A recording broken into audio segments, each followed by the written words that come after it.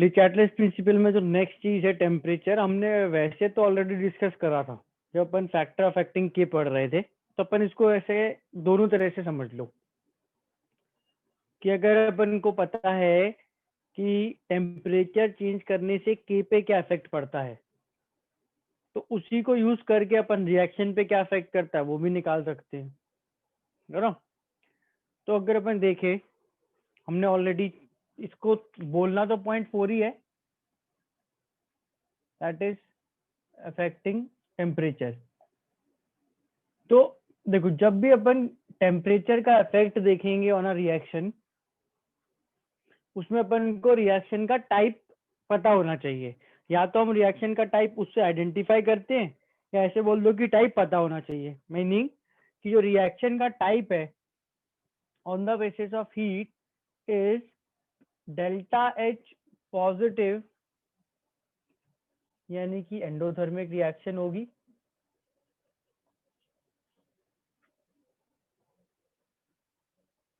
और delta H negative यानी कि एक्सोथर्मिक रिएक्शन होगी। तो अपन स्टार्ट इससे इसलिए कर रहे हैं क्योंकि अगर अपन को कोई भी टेम्परेचर का डिस्कशन करना है, एक्सोथर्मिक एंडोथर्मिक, तो type of reaction already known होनी चाहिए। अगर ये नोन नहीं है तो मोस्ट लाइकली अपन को बताना होगा कि रिएक्शन एक्सोथर्मिक है या एंडोथर्मिक है ना।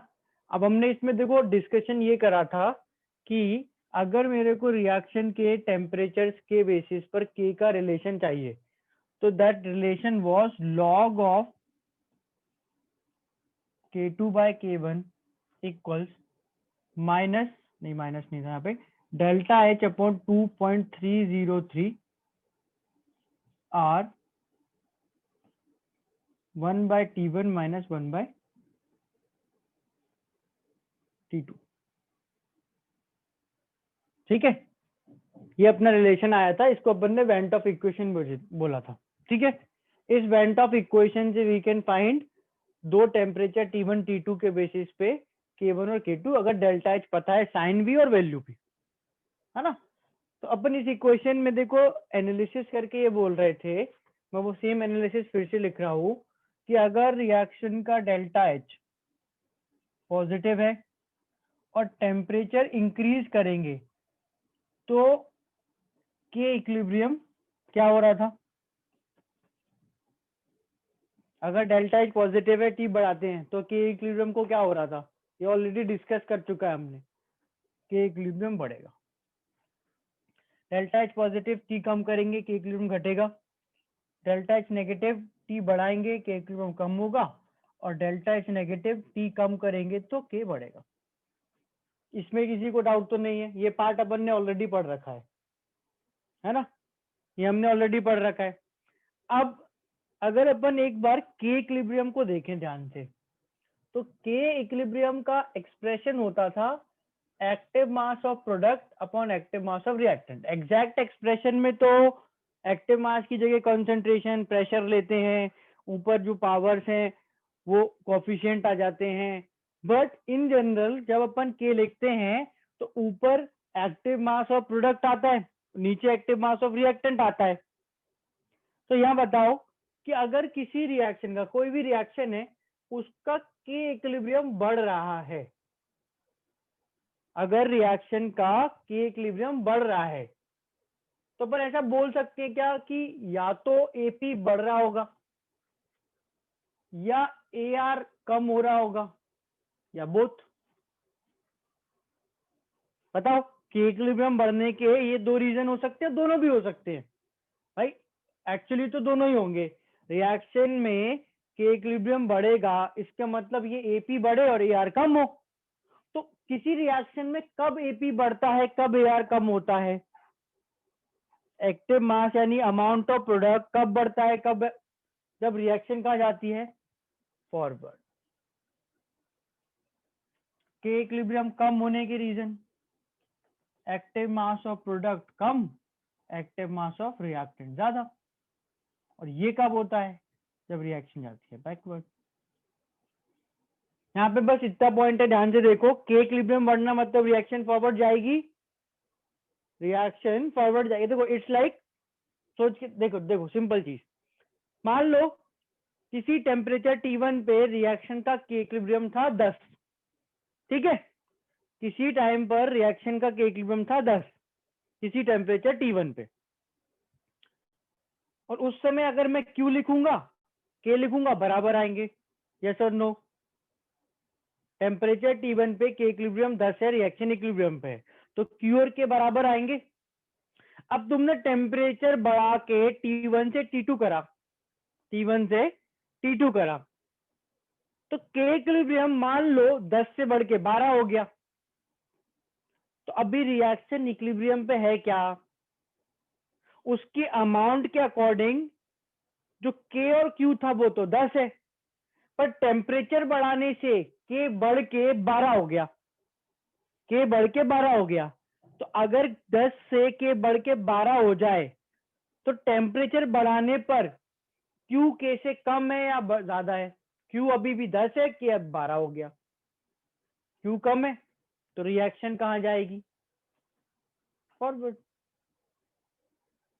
एग्जैक्ट उल्टा, अगर के कम कर दोगे तो बैकवर्ड। तो ये हो जाता है रिएक्शन में। अगर किसी टेम्परेचर पर के की वैल्यू है और रिएक्शन इक्विलिब्रियम पे है तो उस टेम्परेचर पर क्यू और के तो बराबर होंगे, पर अगर हमने टेम्परेचर बढ़ाया तो क्यू तो वही रहेगा, अमाउंट तो वही रहेंगे, पर के बढ़ जाएगा, तो रिएक्शन को फॉरवर्ड जाकर फिर से क्यू को के बराबर करना पड़ेगा। टेम्परेचर कम करोगे तो क्यू के कम हो जाएगा, तो रिएक्शन को बैकवर्ड आकर के इक्विलिब्रियम के तक आना पड़ेगा। तो ओवरऑल हम ये बोल सकते हैं क्या कि के इक्विलिब्रियम का बढ़ना, टेम्परेचर बढ़ाया या कम करा, के इक्विलिब्रियम का बढ़ना या कम होना इज रिएक्शन का फॉरवर्ड जाना, बैकवर्ड आना, बैकवर्ड आना या फॉरवर्ड। तो ये तो अपन ने ऑलरेडी पढ़ रखा था, बस अपन ने के इक्विलिब्रियम के बढ़ने को फॉरवर्ड बोल दिया। टेम्परेचर वाला रिपीट, ये इसी का डेटा बता रहा था, मैं एक रैंडम डेटा ले रहा था, रिपीट क्या करूं, ये सेम ही चीज कि टेम्परेचर बढ़ाएंगे तो के इक्विलिब्रियम बढ़ेगा, के इक्विलिब्रियम बढ़ेगा तो रिएक्शन फॉरवर्ड जाएगी, टेम्परेचर कम करेंगे तो के इक्विलिब्रियम कम हो जाएगा, कम हो जाएगा तो इन endothermic reaction, I am assuming it is endothermic reaction, तो के इक्विलिब्रियम कम होगा तो रिएक्शन बैकवर्ड आएगी। एक्सोथर्मिक रिएक्शन है, एनालिसिस तो पढ़ ही रखा है, के इक्विलिब्रियम बढ़ेगा तो रिएक्शन बैक क्यों जाएगी? के इक्विलिब्रियम बढ़ेगा, के इक्विलिब्रियम बढ़ रहा है, इसका मतलब एक्टिव मास ऑफ प्रोडक्ट बढ़ना और एक्टिव मास ऑफ रिएक्टेंट कम होना, मतलब रिएक्शन बैकवर्ड आएगी।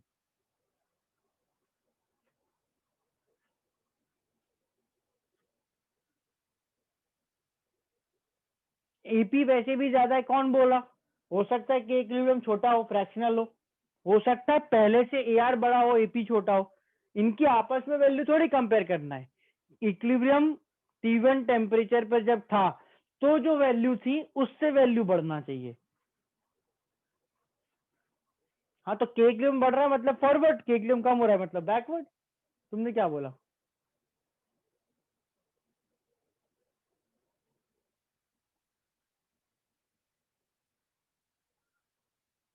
क्यू सेम ही रहेगा, हाँ, फॉर अ वाइल। देखो एग्जांपल लेते हैं, PCl5 गैस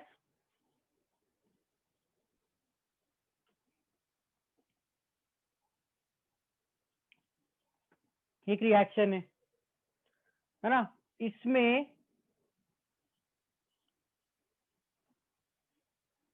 टेम्परेचर 200 केल्विन पर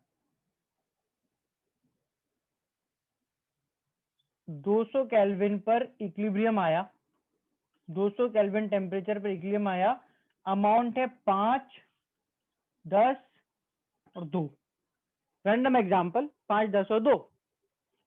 के इक्विलिब्रियम की वैल्यू क्या है? 4, ठीक है, 5, 10, 2 पे इक्विलिब्रियम है, के इक्विलिब्रियम की वैल्यू 4 है। टेम्परेचर 200 से बढ़ा के 400 केल्विन करा, तो डायरेक्टली टेम्परेचर 400 केल्विन करने से क्या चेंज होगा इस इक्वेशन के हिसाब से?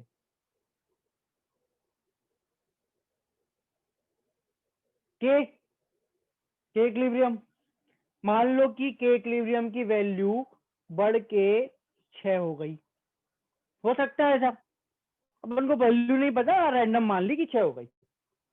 अब इस समय अगर तुम ध्यान से देखना, टेम्परेचर 400 केल्विन कर दिया, अब अगर अभी तुम 10 into 2/5 active mass of Cl2 into PCl3 upon PCl5 लिखोगे तो वैल्यू 4 आएगी।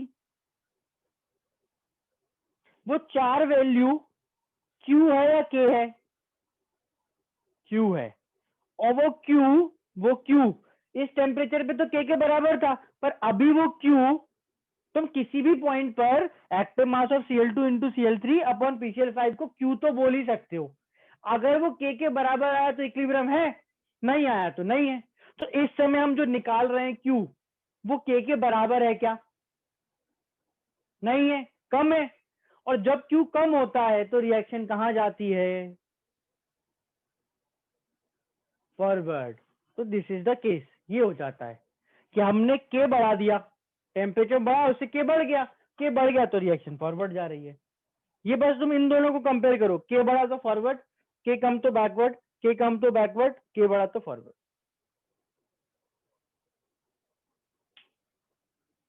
बेटा अगर इस समय पे तुम इसको 10 इंटू 2/5 करो, 10 इंटू 2/5 क्या वैल्यू आ रही है? वो 4।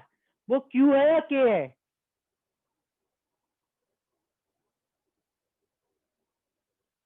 K कैसे है? K तो 6 हो गया, टेम्परेचर 400 केल्विन पर, वो तो K हो गया, K तो 6 हो गया, तो वो Q की वैल्यू है, वो छोटा है, तो रिएक्शन तब तक फॉरवर्ड जाएगी जब तक वो वापस 6 नहीं हो जाता, जब तक वो Q K के बराबर नहीं हो जाता। अब एक्चुअल को एक क्वेश्चन आता है जिसमें कुछ भी हो रहा है, तो तुम ऐसे एग्जांपल लेके प्रूफ थोड़ी करोगे, ओवरऑल रिजल्ट ये है। रिजल्ट को याद करने का एक तरीका है, वो भी देख लो। ऐसे यहाँ पर देखो, डेल्टा एच जैसे पॉजिटिव है और दो नेगेटिव है, तो पॉजिटिव में जो टी के साथ है वो के साथ, और नेगेटिव में जो टी है वो के उल्टा। तो ये इस तरह से कर लो कि अगर ये पॉजिटिव है और टी भी पॉजिटिव है, पॉजिटिव का मतलब टी बढ़ रहा है, तो पॉजिटिव इंटू पॉजिटिव यानी के भी बढ़ेगा, पॉजिटिव आएगा। ऐसे ही याद, रैंडम याद करने का तरीका रट भी सकते हो सीधा। फिर अगर डेल्टा एच पॉजिटिव है और टी कम हो रहा है तो उसको नेगेटिव बोल दो, तो positive into negative is negative, यानी कि कम हो जाएगा। फिर डेल्टा एच नेगेटिव है, टी बढ़ रहा है, negative into positive is negative, मतलब के कम हो जाएगा। फिर negative into negative is positive, यानी कि बढ़ जाएगा ना। याद करने का तरीका कि रिएक्शन का डेल्टा एच, रिएक्शन का डेल्टा एच टेम्परेचर का चेंज और के का चेंज, दो का प्रोडक्ट तीसरे का साइन बताता है। टेम्परेचर चेंज, डेल्टा एच का साइन, के का साइन, दो का प्रोडक्ट तीसरा साइन। याद करने का तरीका है, थ्योरी नहीं है ये अपन लिखा है अपने लाइक एग्जाम में, थोड़ी एग्जाम में लिखना तो कुछ है नहीं, बट थ्योरी नहीं है। ऊपर, हाँ, के की मैम ऊपर मतलब फॉरवर्ड, नीचे मतलब बैकवर्ड, बढ़ना, रिएक्शन का बढ़ना मतलब फॉरवर्ड जाना, रिएक्शन का घटना मतलब बैकवर्ड आना, इस तरह से। तो वो अपन एरोज इसलिए यूज करते हैं कि विजुअली याद रहे ना, वर्ड्स में भी लिख ही सकते हैं अपन, बट एरोज से थोड़ा सा विजुअली याद रखना आसान होता है, राइट। तो दो चीजों का प्रोडक्ट, डेल्टा एच और टी का प्रोडक्ट, के का साइन, के और टी का प्रोडक्ट, देखो ये टी का जो साइन है, यहाँ टी का साइन क्या लेंगे अपन इस केस में? पॉजिटिव। यहाँ के का साइन क्या लोगे? पॉजिटिव। पॉजिटिव इंटू पॉजिटिव क्या होता है? पॉजिटिव, यानी रिएक्शन एंडोथर्मिक होगी। ये मैंने तुम्हें क्लास में बताया है कि जरूरी नहीं है तुम्हें हमेशा डेल्टा एच और टी की इंफॉर्मेशन दी जाए और तुम के बताओ। हो सकता है वो कोई बोल दे के बढ़ रहा, टी बढ़ रहा था, तो रिएक्शन कैसी थी। या अब ऐसा हो सकता है किसी ने बोला कि मैंने रिएक्शन का टेम्परेचर टेम्परेचर बढ़ाया, रिएक्शन को हीट करा, टेम्परेचर बढ़ाया और रिएक्शन बैकवर्ड चली गई, तो कैसी रिएक्शन थी वो? तो मैं बोल रहा हूं कि अगर मैं टेम्परेचर बढ़ा रहा हूं और रिएक्शन आ रही है बैकवर्ड, तो के इक्विलिब्रियम कम हुआ होगा। ये है पॉजिटिव, ये है नेगेटिव, इनका प्रोडक्ट क्या होता है? नेगेटिव। मतलब रिएक्शन क्या थी? एक्सोथर्मिक। अब इसमें तो मैंने तुम्हें कोई साइन नहीं दिए ना, मैंने वर्ड्स बोले थे। टेम्परेचर बढ़ाने से रिएक्शन बैकवर्ड आ रही है ना, बैकवर्ड आ रही है, मतलब उसका के इक्विलिब्रियम कम हो रहा है। अगर के इक्विलिब्रियम कम हो रहा है that means negative, T positive, positive into negative is negative, which means reaction exothermic है। समझ आया लॉजिक? है ना, ट्रिक है, एक तरह से याद करने की ट्रिक है ना। दो चीजों का प्रोडक्ट तीसरे का साइन दे देता है। बढ़ने को पॉजिटिव लेके चलना है, घटने को नेगेटिव लेके चलना है। फॉरवर्ड को पॉजिटिव लेके चलना है, बैकवर्ड को नेगेटिव लेके चलना है। क्लियर है? याद करने का तरीका है बस, है ना। This is all about temperature. Temperature change करने से ही होता है। किसी को डाउट है इसमें कुछ? किसी को कुछ डाउट है? नहीं? वेट, वेट क्यों?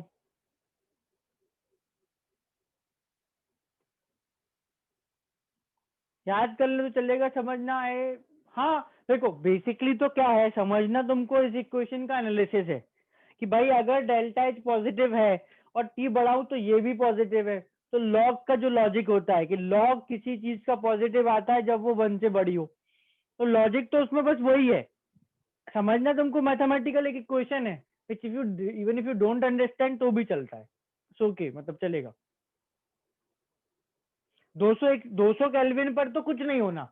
200 केल्विन पर तो ना रिएक्शन फॉरवर्ड ना बैकवर्ड, वो तो इक्विलिब्रियम पर है। पर मैं टेम्परेचर 400 कर दूं तो रिएक्शन इक्विलिब्रियम पे रही क्या? नहीं। और कैसे इक्विलिब्रियम पे आएगी वो एनालिसिस कर रहे थे फॉरवर्ड जाके, बस ये एनालिसिस करा है। ये तो इक्विलिब्रियम है, 200 केल्विन इज इक्विलिब्रियम, ये रिएक्शन इक्विलिब्रियम पे है।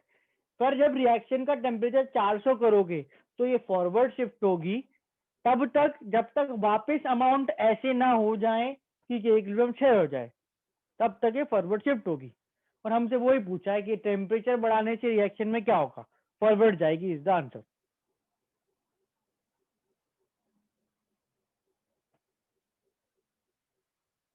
यहाँ पर के इक्विलिब्रियम इक्वल क्यों होगा? बिल्कुल। यहाँ पर टेम्परेचर 400 करने पर हम बोल रहे हैं कि एक बार को अमाउंट तो 5, 10 और 2 ही है, ये इक्विलिब्रियम भी नहीं है, टी इक्वल टी है। अब यहाँ पर ये जो अपन निकाल रहे हैं ये क्यू है, 10 इंटू 2/5 इक्वल टू 4, और ये के से कम है क्योंकि के बढ़ के 6 हो गया।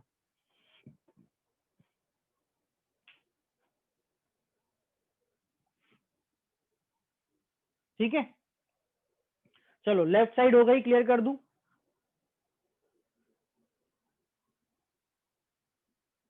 हाँ याद करने वाला ठीक है। बेटा क्या कर रहे हो, जल्दी लिख लो थोड़ा।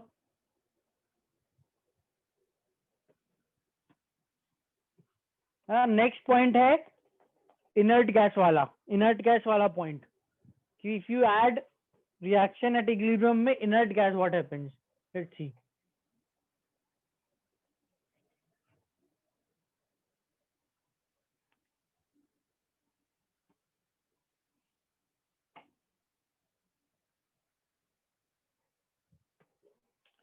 5th पॉइंट है आई थिंक ये ना।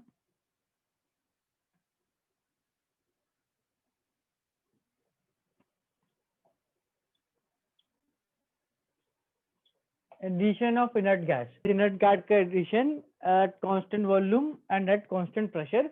एक एक करके अपन ये ट्रीज करके देखते हैं कि इससे इक्विलिब्रियम में क्या चेंज आता है। कांस्टेंट वॉल्यूम पर इनर्ट गैस डालने से क्या होता है, ये कांस्टेंट प्रेशर पर। नाउ यहाँ पर इनर्ट गैस का मीनिंग क्या है?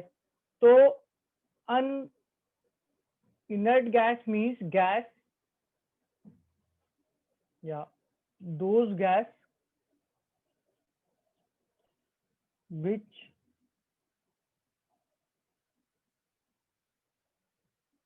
does not react with reactant और प्रोडक्ट्स। अगर गैसेज रिएक्टेंट और प्रोडक्ट से रिएक्ट नहीं कर रही तो उनको इनर्ट गैस की तरह ट्रीट करेंगे। अपन ऐसा करते हैं नॉर्मली तो हीलियम, क्रिप्टॉन, नियॉन ये टाइप की गैसेज डालते हैं, क्योंकि ये नोबल गैसेज तो किसी से भी रिएक्ट नहीं करती, नोबल गैसेज तो किसी से भी रिएक्ट करती नहीं है। पर अगर अपन सपोज कोई ऐसी गैस ऐड कर दें जो कि उस रिएक्शन के कंपोनेंट्स रिएक्टेंट प्रोडक्ट से रिएक्ट ना करें तो can be considered as a inert gas. ठीक है, जैसे मान लो अपन अब बात करें इसी रिएक्शन की PCl5, Cl2 एंड PCl3। अब इन तीनों से नाइट्रोजन गैस रिएक्ट नहीं करती, तो इन तीनों के लिए नाइट्रोजन गैस क्या हो गई? इनर्ट हो गई। हीलियम, नियॉन, क्रिप्टॉन तो नोबल गैसेज है, वो तो किसी से नहीं करेंगी। पर अगर इन तीनों से कोई गैस नहीं रिएक्ट करेगी तो it can be taken as a inert gas, कभी आ जाए ऐसा तो। ठीक है, नाउ अब हम एक एक करके ट्राई करते हैं what happens if you add inert gas at constant volume, है ना। For that let's consider a reaction. पहला पॉइंट डिस्कस कर रहे हैं, what happens to equilibrium if you add inert gas as constant volume.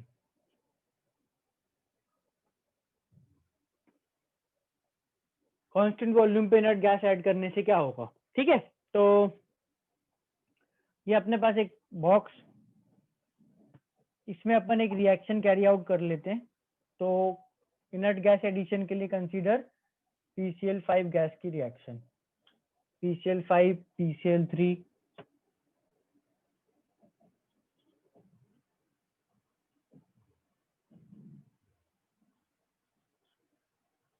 ठीक है। अच्छा, इस कंटेनर में इक्विलिब्रियम पर PCl5,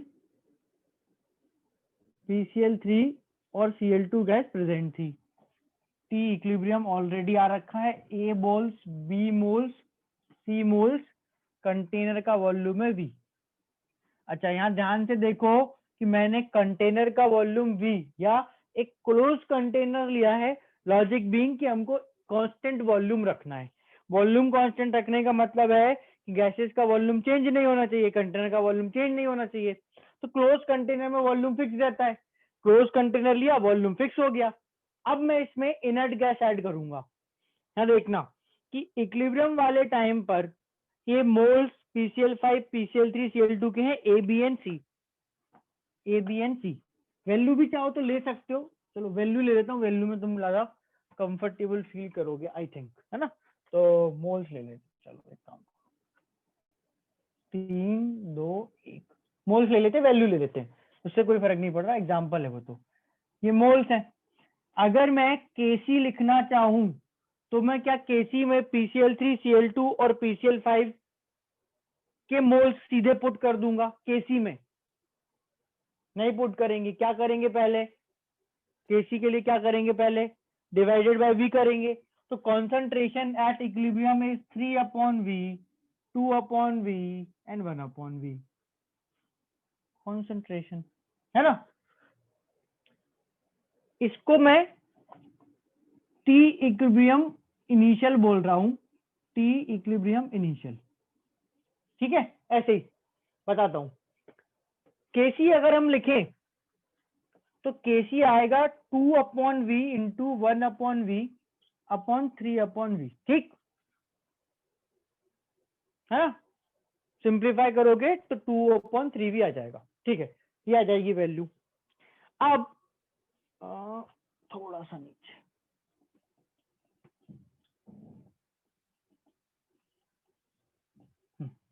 अब मैंने क्या करा, रिएक्शन इक्विलिब्रियम पे थी ना, इसमें एक ये नई इनर्ट गैस हीलियम इंट्रोड्यूस कर दी, थोड़ी सी हीलियम इंट्रोड्यूस कर दी।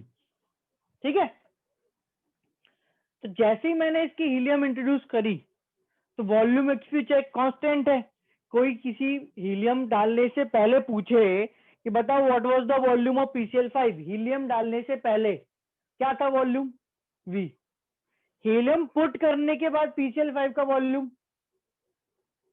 V, फर्क ही नहीं पड़ा। PCl5 का वॉल्यूम इस कंटेनर का volume which you are keeping constant, क्योंकि Kc वही है। तो अगर अगर रिकॉर्डिंग तो हो रही है ना बेटा? तो अगर मैं इसमें इनर्ट गैस कांस्टेंट वॉल्यूम पर ऐड करता हूं तो वॉल्यूम तो चेंज ही नहीं हुआ। हीलियम ऐड करने के बाद मैंने उसको बोला कि it is T, let's say final, तो उस समय पर what is the concentration of PCl5? Helium डालने से पहले ये थी, बाद में क्या होगी? मोल्स 3 है, वॉल्यूम भी 2/V 1/V, है ना? सब कुछ सेम है। अगर अपन देखें तो हमने को लगा, बाय चांस तुमको लगे कि नहीं हो सकता है इक्विलिब्रियम डिस्टर्ब हो गया हो, क्या चीज थी जिससे तुम चेक करते हो रिएक्शन इक्विलिब्रियम पे है या नहीं? कैसे चेक करते थे? क्यू से। निकालो Q, 2/V into 1/V upon 3/V, same आ गया। सेम आ गया, सेम आ गया, मतलब रिएक्शन कहां पर है? इक्विलिब्रियम पर। तो कांस्टेंट वॉल्यूम पर इनर्ट गैस ऐड करने से क्या होगा? नो इफेक्ट, नथिंग, कुछ नहीं होता, नो चेंज। क्लियर है सबको ये कि कांस्टेंट वॉल्यूम रखकर क्लोज्ड कंटेनर में इनर्ट गैस इंट्रोड्यूस करोगे तो इक्विलिब्रियम डिस्टर्ब नहीं होगा। कांस्टेंट वॉल्यूम रखकर इक्विलिब्रियम पर इनर्ट गैस ऐड करोगे तो कुछ नहीं होगा, कंसंट्रेशन डज नॉट चेंज। ठीक है, कांस्टेंट प्रेशर पर देखते हैं क्या होता है। तो अपन सेम केस लेंगे, पर case number 2, addition of inert gas at constant pressure.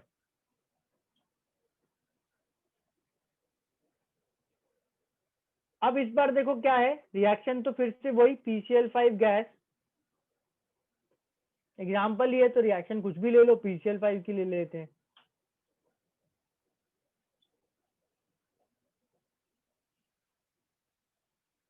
अब मुझे टोटल प्रेशर को कांस्टेंट रखना है, ठीक है?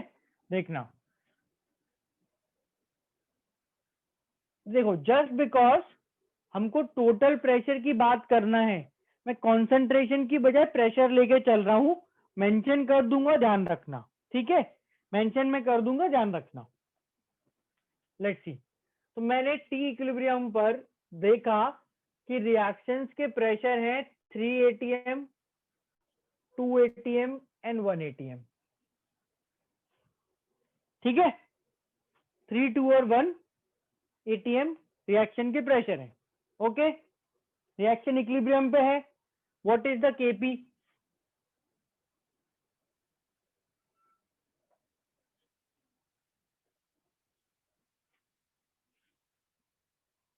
1 नहीं आएगा, 2/3 आएगा, 2 इंटू 1/3, 2/3, है ना? Kp 1 आएगा, 2/3, राइट? अब मुझे करना क्या है, केस ध्यान से समझना। पिछले केस में वॉल्यूम कांस्टेंट रखना था, वॉल्यूम कांस्टेंट रखना था, मैंने क्लोज कंटेनर ले लिया। इस केस में प्रेशर कांस्टेंट रखना है। तो अब यहाँ ध्यान से समझो कि अगर यही ऐसा अपन एक बॉक्स लें,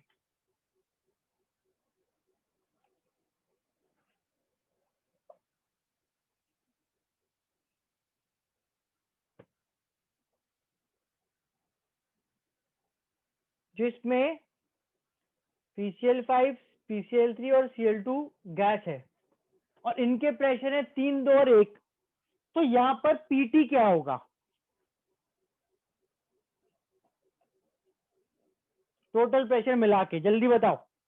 अबे सम तो सही सही से कर लो, 3, 2 और 1 जोड़ना तो आना चाहिए, 6 atm।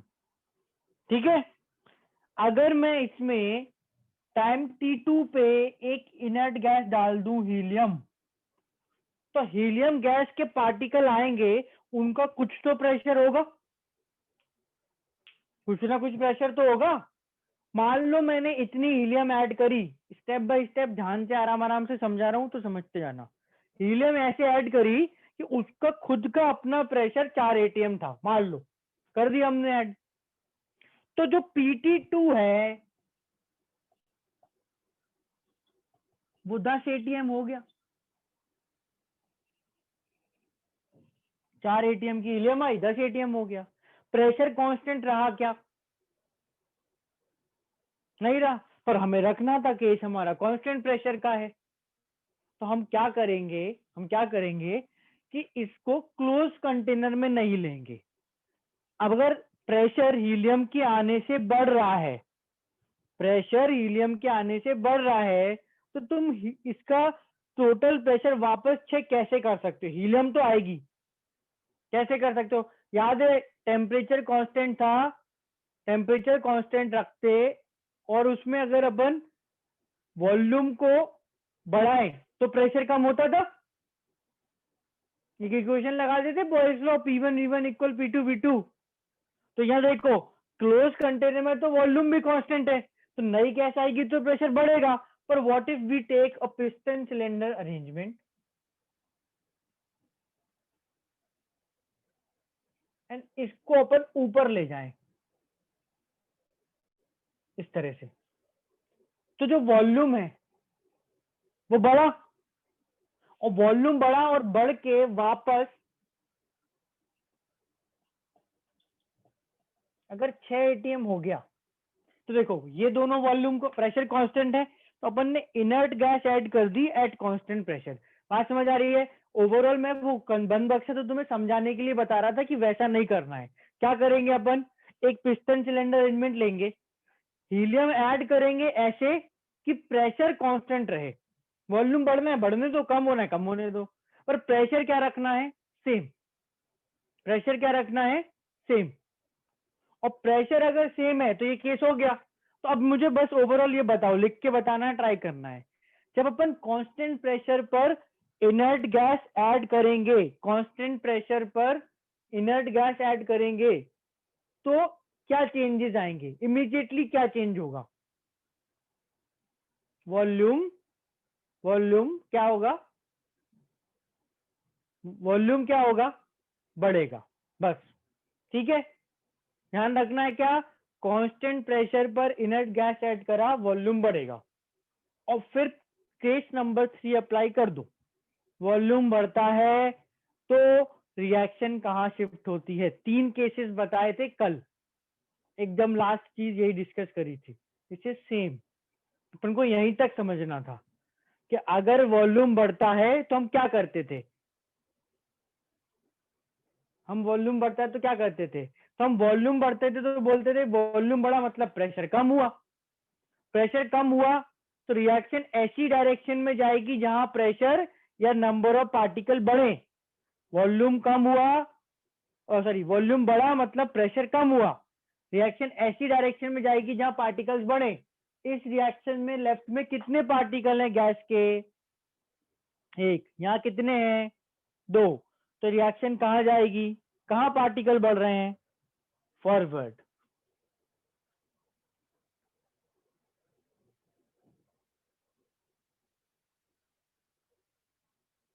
सो बेसिकली जो पॉइंट है वो ये है कि इनर्ट गैस का addition at constant volume has no effect, it is no change. इसमें किसी को डाउट है क्या? कांस्टेंट वॉल्यूम पे कुछ नहीं होता, क्लियर है सबको? राइट। कांस्टेंट प्रेशर पर when you add inert gas at constant pressure, आप याद रखोगे कि इससे वॉल्यूम इंक्रीज होता है। ये मैं यहीं पे एडिंग में लिख रहा हूं कि this is same as volume increase. ये समझ आ गया? मैंने अच्छे से एक्सप्लेन करा है कि प्रेशर कांस्टेंट रख के इनर्ट गैस डालना मतलब वॉल्यूम बढ़ा, नहीं तो प्रेशर कांस्टेंट रहेगा ही नहीं। कांस्टेंट प्रेशर पर इनर्ट गैस ऐड करना मतलब वॉल्यूम बढ़ना। ये क्लियर है सबको? है ना? अब इसके बाद जो वॉल्यूम बढ़ने वाले केस में था वही थ्योरी एग्जैक्ट अप्लाई करो अपने नोट्स में। कल की थ्योरी में देखो क्या लिखा है, वॉल्यूम बढ़ने पर क्या करते हैं हम। चेक करो, चेक करो एक बार। हमने डिस्कस करा है, मैं रिपीट करूंगा पर तुम चेक करो एक बार। वॉल्यूम बढ़ने पर हमने क्या लिखा था? हमने बोला कि अगर क्वेश्चन में बोला वॉल्यूम बढ़ा तो हम बोलेंगे कि अच्छा प्रेशर कम हुआ होगा। तो रिएक्शन ऐसी डायरेक्शन में जाएगी जहां प्रेशर बढ़े या नंबर ऑफ पार्टिकल्स बढ़े, लिखा है वहां पे। ऐसी डायरेक्शन में जाएगी जहां पार्टिकल्स बढ़े, जहां प्रेशर बढ़े, which is if delta N G is positive तो forward, delta N G negative तो backward, delta N G zero तो नो चेंज। इसका डेल्टा एन जी जीरो आ रहा है क्या? इसका डेल्टा एन जी जीरो आ रहा है क्या? डेल्टा एन जी निकालना नहीं आ रहा अब तक, वन आ रहा है इसका delta N G. 1 + 1 - 1 is 1, not 0। तो अगर अच्छा देखो, ऐसा है कि डेल्टा एन जी के बेसिस पे तीन तीन क्या केस याद रखना है, तो डिफिकल्टी है, होता तो डिफिकल्टी है, इसलिए अपन तो बेसिक से चलो। फिर वॉल्यूम बढ़ा, ये हमने एनालाइज करके रख लिया। वॉल्यूम बढ़ने का मतलब प्रेशर कम होना। रिएक्शन को ऐसी डायरेक्शन में लेके जाओ जहां पर प्रेशर यानी कि नंबर ऑफ पार्टिकल बढ़े, नंबर ऑफ पार्टिकल बढ़े। तो जिस जगह नंबर ऑफ पार्टिकल या गैस के कोफिशिएंट का सम जहां ज्यादा दिख जाए वहां ले जाओ, जहां गैस के कोफिशिएंट का सम ज्यादा दिख जाए वहां ले जाओ।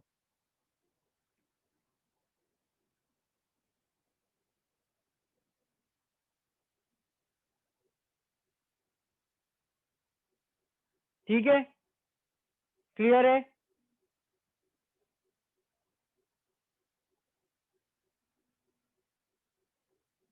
कांस्टेंट प्रेशर वाले केस में वॉल्यूम कम होगा, रिएक्शन उस डायरेक्शन में जाएगी जहां वॉल्यूम बढ़े, या जहां पर प्रेशर बढ़े, नंबर ऑफ पार्टिकल बढ़े। तो डेल्टा एन जी पॉजिटिव तो forward, delta N G negative तो backward, delta N G zero तो नो चेंज। या ऐसी डायरेक्शन में जहां पार्टिकल का नंबर बढ़ जाए, तो जहां पर गैस के कोफिशिएंट का सम ज्यादा हो, जहां पर गैस के कोफिशिएंट का सम ज्यादा हो। कांस्टेंट वॉल्यूम के केस में कोई चेंज नहीं आता। क्यों चेंज नहीं आता? क्योंकि अगर हम पहले इनर्ट गैस डालने से पहले कॉन्सेंट्रेशन लिखें तो भी सेम, बाद में लिखें तो भी सेम। तो अगर कुछ चेंज ही नहीं हुआ तो कोई चेंज नहीं आएगा। इक्विलिब्रियम डिस्टर्ब होगा तब तो शिफ्ट होगी रिएक्शन। कांस्टेंट वॉल्यूम पर इनर्ट गैस डालने से कोई चेंज ही नहीं होता, इक्विलिब्रियम डिस्टर्ब भी नहीं होता।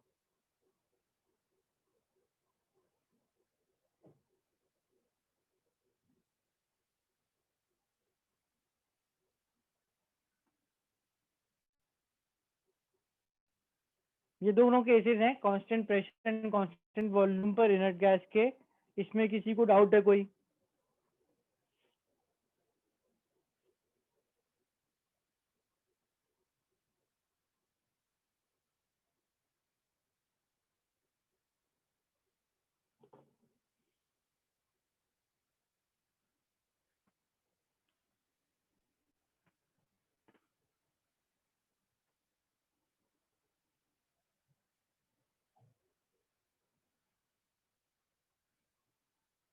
छह दस छह क्या लिखा है? ये प्रेशर था ओरिजिनली इक्विलिब्रियम पर। ये अगर मैं वॉल्यूम कांस्टेंट रख के इनर्ट गैस डालूं तो, और ये फिर मैं वॉल्यूम वापस बढ़ा दूं तो, इन तीनों को जोड़ो, जोड़ते हैं तो छह आता है। तीन और दो होता है पांच, और एक और जोड़ते हैं तो छह, इसलिए छह।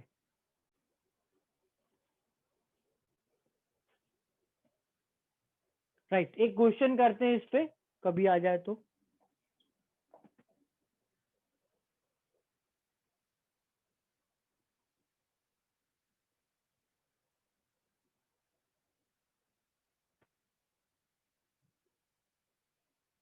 Ammonia gas is at equilibrium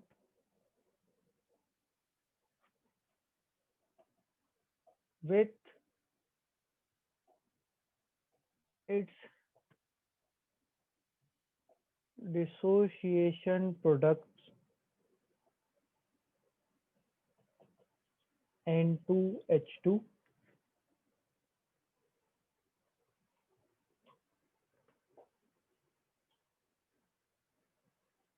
if some helium gas is introduced, keeping pressure constant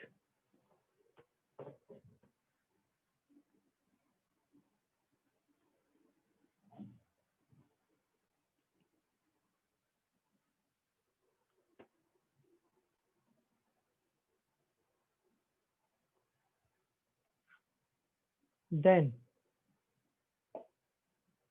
after some time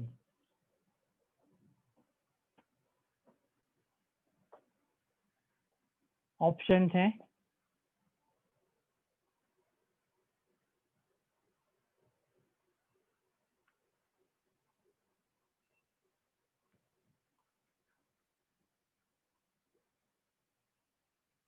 amount of N2 increases, amount of H2 increases, amount of NH3 decreases, amount of NH3 increases. Reference के लिए reaction दे रखी है, यहाँ लिख रहा हूँ, ये दिख रही है रिएक्शन यहाँ पर।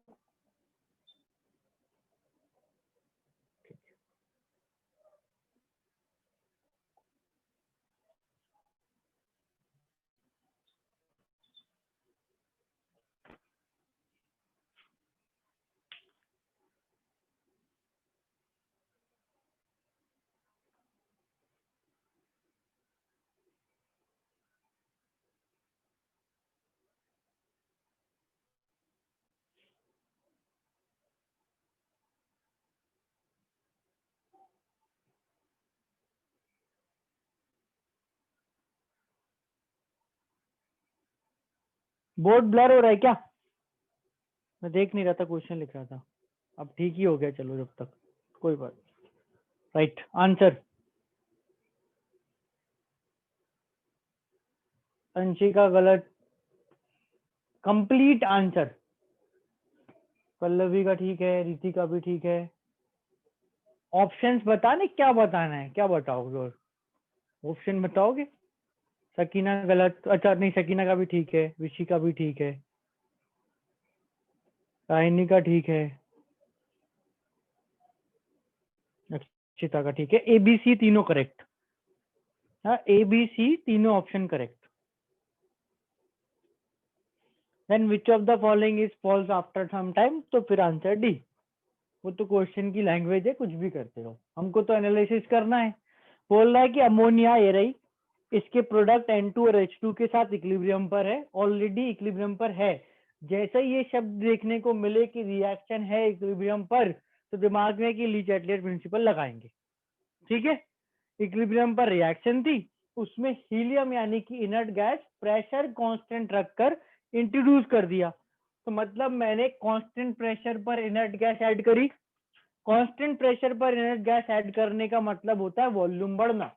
अगर वॉल्यूम बढ़ा तो रिएक्शन का इक्विलिब्रियम डिस्टर्ब होगा, और वो वापस इक्विलिब्रियम पर आएगी जब वॉल्यूम बढ़ने का मतलब है प्रेशर कम होना। जब प्रेशर बढ़े या नंबर ऑफ पार्टिकल्स बढ़े, ये रिएक्शन किस डायरेक्शन में जाए कि नंबर ऑफ पार्टिकल बढ़ जाए? लेफ्ट में 2 पार्टिकल, राइट में 4 पार्टिकल, फॉरवर्ड। और फॉरवर्ड रिएक्शन जाएगी तो N2 बढ़ेगा, H2 बढ़ेगा और NH3 कम होगा।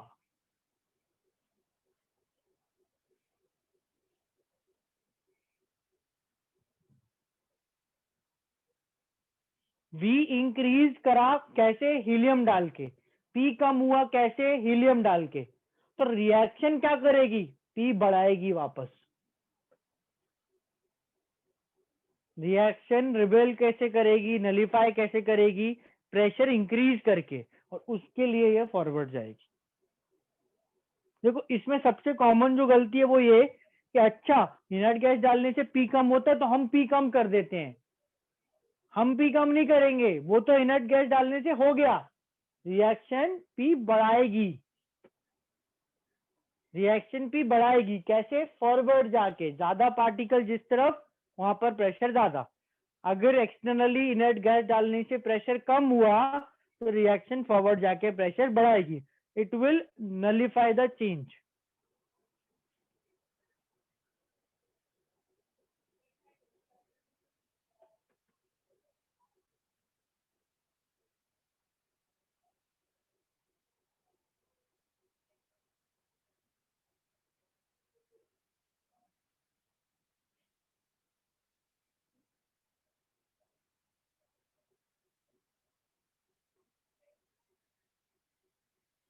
किसी को डाउट है इसमें?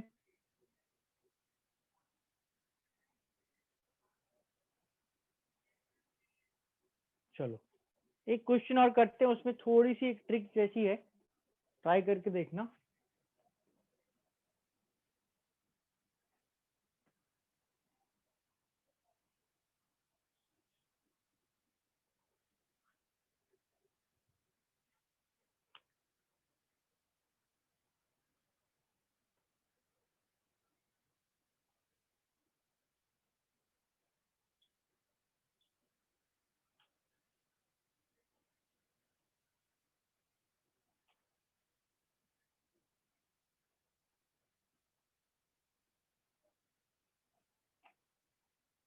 NH4HH solid, NH3 gas, NH2S gas. ये स्टेट सॉलिड है, ये गैस है और ये भी गैस है ना?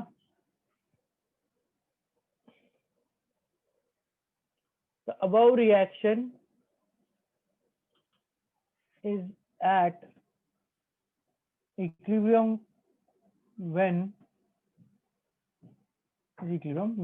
some inert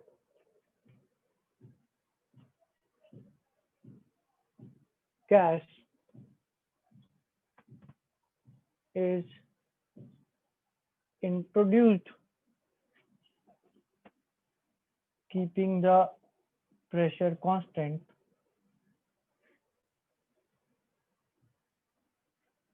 When some inert gas is introduced, keeping the pressure constant, then A, सीधा लिख रहा हूँ, NH4HS decreases, NH4HS increases,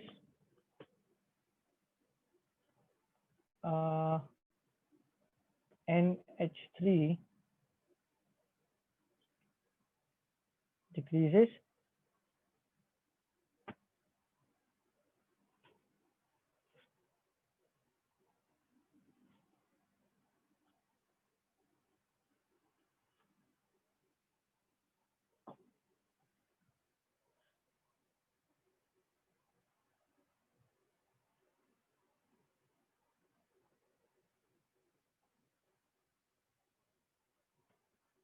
NH4HS ध्यान से देखना है, सॉलिड है।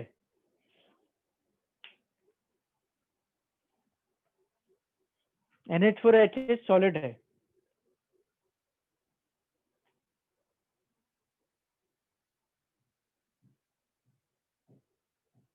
एक ही आंसर है, और किसी ने 3 लिखे थे इसलिए बोल रहा हूँ, एक ही है आंसर, तो इसके नहीं है 3।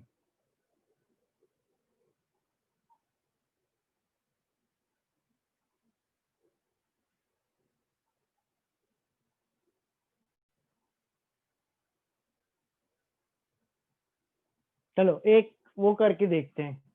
80 लोग हो ना तुम, 79 हो टू बी प्रिसाइज। आंसर एक ही है ना? और मोस्ट लोगों ने 2 ऑप्शन दिए हैं, ए और ई। तो ए वाले यस क्लिक करो, ई वाले नो। चलो देखते हैं कितने लोग लगते हैं। ए वाले यस और ई वाले नो। अब चैट में मत लिखो, फिर समझ नहीं आएगा। नंबर इसमें दिखते हैं, फटाफट फटाफट चैट में मत लिखो, फिर समझ नहीं आता। ए वाले यस और ई वाले नो।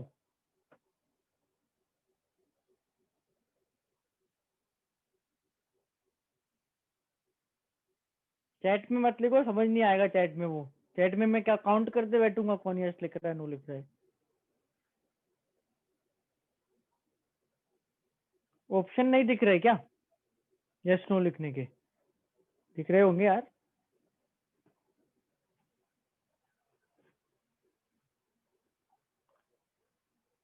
हाँ, इससे ये भी समझ आता है कितने लोग एक्चुअली क्लास में रहते हैं जब क्लास चलती है। हाफ के आसपास, नहीं हाफ से ज्यादा भी है, अराउंड 50। ए का आंसर दे रहे हैं 6 लोग और 43 लोग नो, विच इज रॉन्ग। ई वाले ज्यादा हैं, विच इज रॉन्ग ना, आंसर ए होगा। ठीक है, कैसे? तो ई जो आंसर लोगों ने करा है ना, वो उसको सॉलिड देख के करा है। अब ध्यान से समझना, सॉलिड देख के आंसर लोगों ने कर दिया कि भाई आंसर उसका ही होगा, क्योंकि सॉलिड में तो चेंज नहीं आता। तो ध्यान से देखो, हमने जो एक नोट लिखा था कि on addition of solid equilibrium is not disturb, note क्या था? On addition of solid equilibrium is not disturb, ये था नोट, है ना? उसमें कहीं भी ये लिखा था क्या कि इक्विलिब्रियम आने के लिए सॉलिड रिएक्ट नहीं करता या बनता नहीं है? कहीं नहीं लिखा। भाई ये रिएक्शन अगर मैं तुम्हें बिना इक्विलिब्रियम बढ़ाए पढ़ाए पूछता कि अगर ये रिएक्शन थोड़ी सी हुई आगे गई तो क्या ये कम होगा, तुम बोलते हाँ, तो पढ़ लिया तो गलत करना स्टार्ट कर दिया। भाई रिएक्शन फॉरवर्ड जाएगी तो रिएक्टेंट तो कम होगा ही। बात समझ आ रही है? रिएक्शन अगर फॉरवर्ड जाएगी, जो कि ऑलमोस्ट सबने निकाला सही ना, क्योंकि इसके अलावा जो ऑप्शन है, अगर अगर इसके अलावा जो ऑप्शन है वो ये थे कि अगर तुम उल्टा सोच रहे होते, अगर तुम रिएक्शन को गलती से बैकवर्ड ले जाते तो तुम ये वाले दो ऑप्शन बोलते जो किसी ने नहीं बोला। तो सोच तो सब सही रहे हैं कि रिएक्शन फॉरवर्ड जाएगी, पर गलती क्या कर दी कि सॉलिड देख के आंसर ही कर दिया। भाई रिएक्शन फॉरवर्ड जाएगी, सॉलिड तो कम होगा। क्वेश्चन में मैं सॉलिड का अमाउंट बाहर से ऐड कर रहा हूं क्या? नहीं। सॉलिड का अमाउंट कम कर रहा हूं क्या? नहीं। बाहर से मैं चेंज ही नहीं कर रहा, उसको करने से कोई फर्क नहीं पड़ता। मैं तो क्या कर रहा हूं, इनर्ट गैस डाल रहा हूं, जिसके कारण रिएक्शन को आगे शिफ्ट होना है। अब उसको आगे शिफ्ट होना है, इसका मतलब NH4HH का अमाउंट कम होगा। आई बात समझ में? कोई ऐसा है जिसको नहीं समझ आया हो?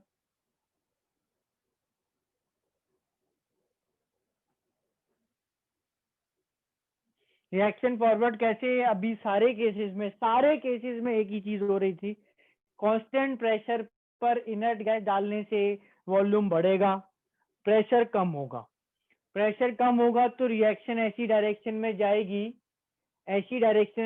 जहां पर नंबर ऑफ गैसियस पार्टिकल्स बढ़े, जहां पर नंबर ऑफ गैसियस पार्टिकल्स बढ़े। इस रिएक्शन में गैसियस पार्टिकल का नंबर कहाँ ज्यादा है? इस रिएक्शन में गैसियस पार्टिकल का नंबर कहाँ ज्यादा है? फॉरवर्ड में, तो रिएक्शन फॉरवर्ड जाएगी। जब रिएक्शन फॉरवर्ड जाएगी जब रिएक्शन फॉरवर्ड जाएगी तो इन दोनों का नंबर अमाउंट बढ़ेगा, इसका कम होगा। इस ऑप्शन में लिखा है, इसका आंसर है।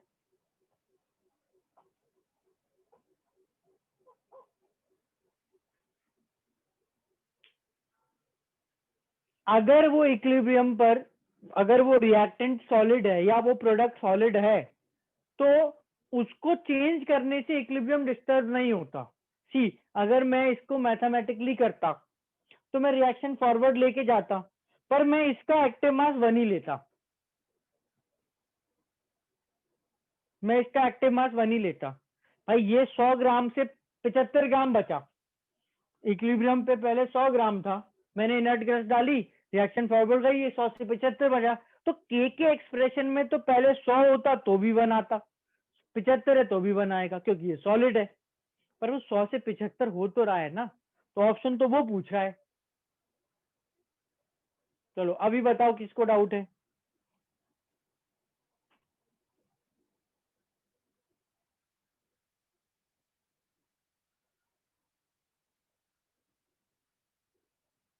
ना?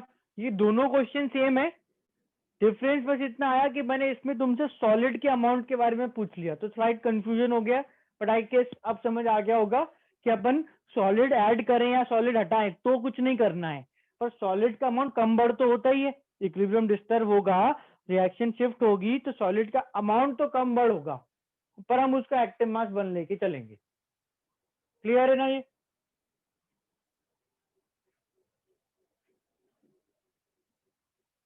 चलो राइट, एक चीज और डिस्कस करते हैं, छोटी सी है,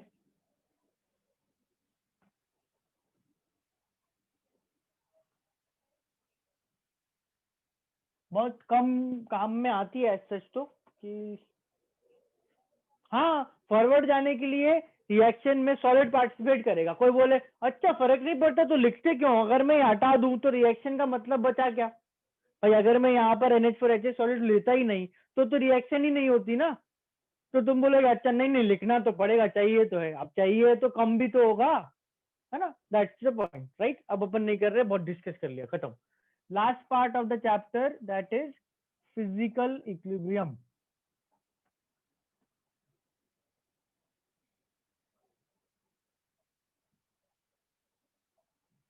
बहुत ही इजी है अगर तुम इसको इसको आसानी से ट्राई करोगे तो, अगर ज्यादा दिमाग लगाओगे तो फिर डिफिकल्ट लगेगा।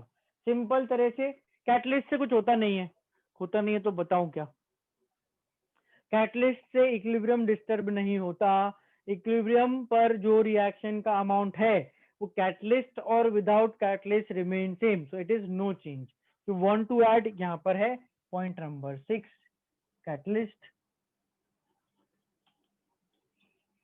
No change. जब कैटलिस्ट रिएक्शन में कुछ करेगा तो अपन पढ़ेंगे, जल्दी अटेन होता है, पर अपन टाइम की तो बात करते ही नहीं ना, अपने लिए इक्विलिब्रियम चैप्टर में दो टाइम, दैट इज T0 और T इक्विलिब्रियम, जल्दी आए देर से आए ना आए हमें कोई नहीं फर्क पड़ता, हमको क्या चाहिए कि इक्विलिब्रियम आएगा तो चीज ज्यादा होगी कम होगी, वो कैटलिस्ट अफेक्ट नहीं करता। ठीक है, अपन कैटलिस्ट पढ़ेंगे डेफिनेटली, खूब सारा पढ़ेंगे, है ना, जितना तुमको ऑर्गेनिक में पढ़ा है उससे ज्यादा मैं पढ़ाऊंगा कि कैटलिस्ट क्या करता है केमिकल काइनेटिक्स में, जहां उससे कुछ होगा, अभी नहीं हो रहा कुछ। फिजिकल इक्विलिब्रियम सिंपल सी चीज है, जब अपन रिएक्शन के कंपोनेंट, सेम रिएक्शन के कंपोनेंट्स को डिफरेंट फिजिकल स्टेट्स में स्टडी करते हैं तो वो इक्विलिब्रियम फिजिकल इक्विलिब्रियम होता है। फॉर एग्जांपल अगर अपन को reaction wise melting of ice समझाना हो, या चलो पहले नहीं, अगर reaction wise evaporation of water समझाना हो तो H2O लिक्विड से H2O गैस बनाता दिखा दो,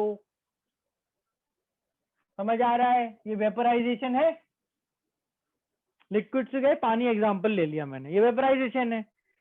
इसको, इस तरह के इक्विलिब्रियम को जिसमें एक ही चीज की दो स्टेट आ जाएं, फिजिकल इक्विलिब्रियम बोलते हैं, liquid and gas, solid and liquid, gas and solid, ठीक, तो इसी तरह से इसको अपन बोलते हैं फिजिकल इक्विलिब्रियम।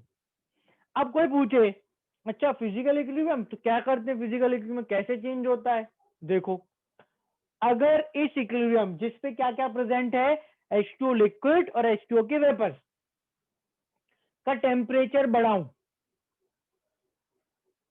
पानी का टेम्परेचर बढ़ा के पानी इवोपरेट या वेपराइज ज्यादा होगा या कम होगा,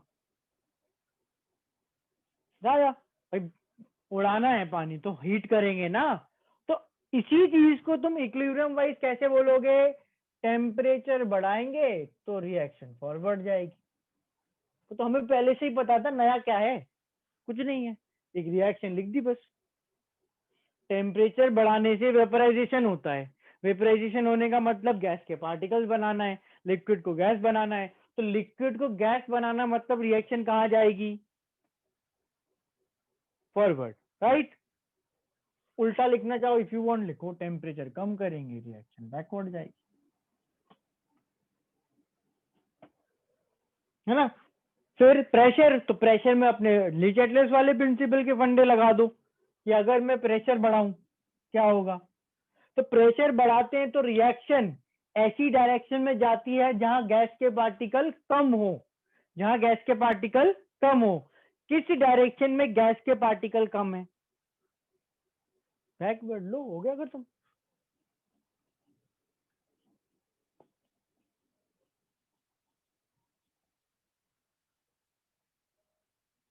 हाँ, गैस लिक्विड में कन्वर्ट होगा। प्रेशर बढ़ाओगे तो गैस लिक्विड में कन्वर्ट होगी, और कम करोगे तो लिक्विड गैस में। ठीक है। अच्छा, दूसरा physical equilibrium is very very very simple.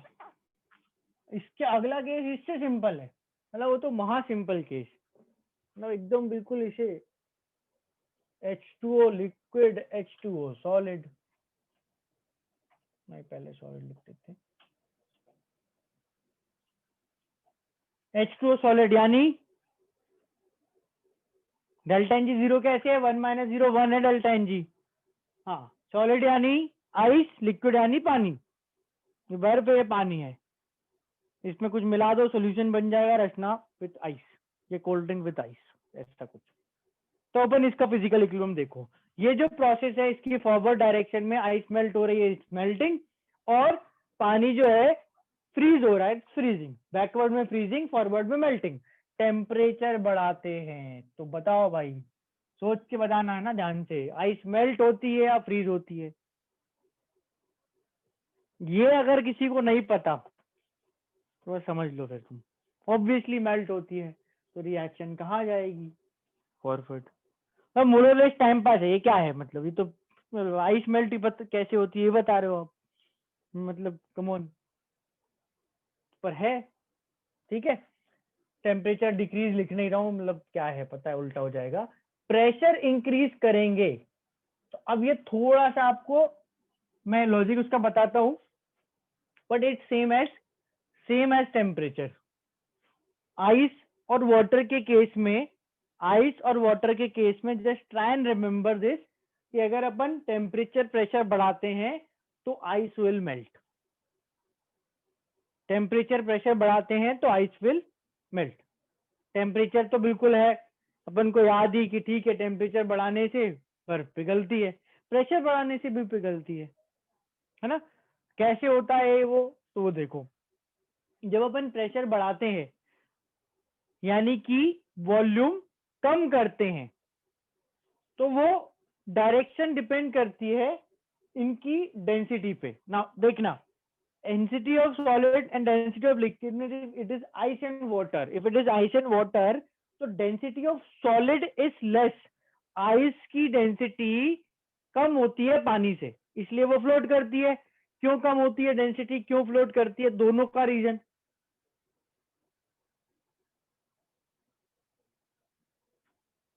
Volume के ज्यादा होने का रीजन, डेंसिटी कम मतलब वॉल्यूम ज्यादा। Cage like structure due to H bonding between H2O molecules, cage की तरह स्ट्रक्चर होता है जिसमें एयर ट्रैप होती है, डेंसिटी होती है मास बाय वॉल्यूम। तो इफ डेंसिटी ऑफ H2O, या मैं आइस और वाटर लिख रहा हूं, density of ice is less than density of water, तो volume of ice is more than volume of water. Density के वॉल्यूम इनवर्स होता है सेम मास के लिए। अज्यूम कर लो कि अगर डेंसिटी कम है, आइस फ्लोट करती है, डेंसिटी कम है, तो वॉल्यूम ज्यादा होगा, वॉल्यूम ज्यादा होगा तो प्रेशर बढ़ाने पर, यानी कि वॉल्यूम को कम करने पर, रिएक्शन वॉल्यूम ज्यादा वाली डायरेक्शन में, सॉरी वॉल्यूम कम वाली डायरेक्शन में जाएगी, which is H2 liquid, and it will melt. देखो इसमें क्या है ना, इसका एक्सप्लेनेशन देखो, फ्रैंकली बता रहा हूँ, टेम्परेचर का एक्सप्लेनेशन जितना इजी है, उसी का एक्सप्लेनेशन उतना घुमा फिरा के आता है ना। आई वुड सजेस्ट कि तुम इसको याद रख लो ना, मेरा सजेशन है, एक्सप्लेनेशन इसमें कोई नहीं पूछता, सिंपल सी चीज याद करना है, on increasing temperature and pressure ice will melt.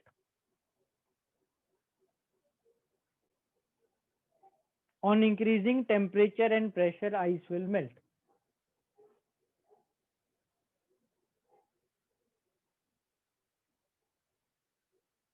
ठीक है, पी वाला मैं पॉइंट एक बार भी नहीं रिपीट करूंगा, जितनी बार रिपीट करूंगा difficult, very difficult to understand है, फालतू दिमाग ज्यादा लगेगा। हाँ, लो टू हाई डेंसिटी है, हमको हाई डेंसिटी की तरफ जाना है, प्रेशर बढ़ाने पर हाई डेंसिटी की तरफ जाना है। हम प्रेशर अप्लाई करेंगे तो चीजें जो हैं वो ज्यादा डेंस हो जाएंगी, हाई डेंसिटी की तरफ जाएंगी। वो हाई डेंसिटी पानी की होती है, ये density of water is more, density of ice is less. But again मैं बोल रहा हूँ एक्सप्लेनेशन पता भी है, सिंपल, टेम्परेचर प्रेशर बढ़ाएंगे, reaction forward, more ice will melt, ice will melt, melting increases. काम ये आएगा, एक्सप्लेनेशन अपनी जगह है, याद कर लो, समझ लो, बहुत अच्छा है, पर काम ये चीज आती है, तो प्लीज रिमेम्बर दिस।